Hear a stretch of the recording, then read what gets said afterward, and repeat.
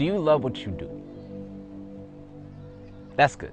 I'm assuming your answer is yes, because like, you know, the whole idea behind like seeking after a career that you passionately love, I'm going to assume that even if you're not there at your career being your passion, that you're at least on the way, which is perfectly fine. The loving part is actually not what I'm focused on. Do you respect what you do? And what I mean by that is there is a distinction between loving something and respecting something. And here's an example. In 2015, Brandon Leake loved poetry, but he did not respect poetry. And what that actually means is I loved it enough to write it, but I did not respect it enough to craft it well, to study it well, to spend time in depth outside of the writing. And it takes that level of dedication, that level of respect for your craft, for what you care for what you do, for what you want to become great at anything. And so if you're not willing to respect it, don't dare ask anything of it. Because we love a lot of things, but we don't put a lot of time into a lot of things.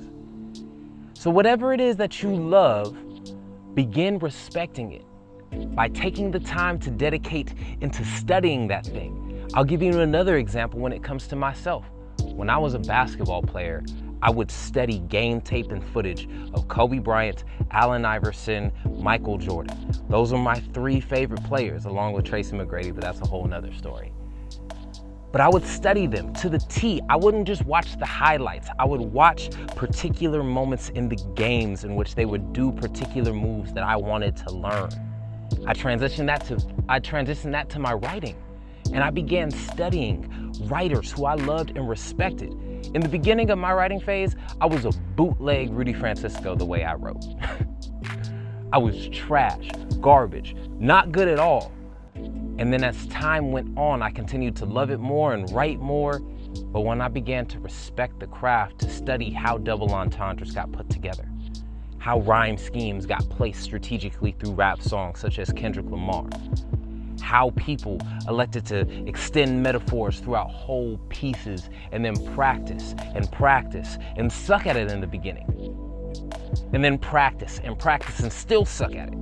And then practice some more and then finally get just halfway decent at it. That is when the transition for me became from just being Brandon the poet to being Brandon the writer to being Brandon the professional. And if you ever want to be a professional in your field, you're going to have to transition from simply loving something to also respecting that very thing. Because if you don't, you cannot dare ask it to give you what you've always desired. Whether that be you being able to do it professionally, for it to be able to pay your bills. Don't ask something that you only love but don't respect to do that. Because you have to be willing to give those things to it in order to then receive the very thing that you desire most. And for me, I am now learning to respect my craft to the point where I can make a living off of it. And if you want to do the very same thing, then please dedicate yourself to it. Not just in love and passion, but in respect.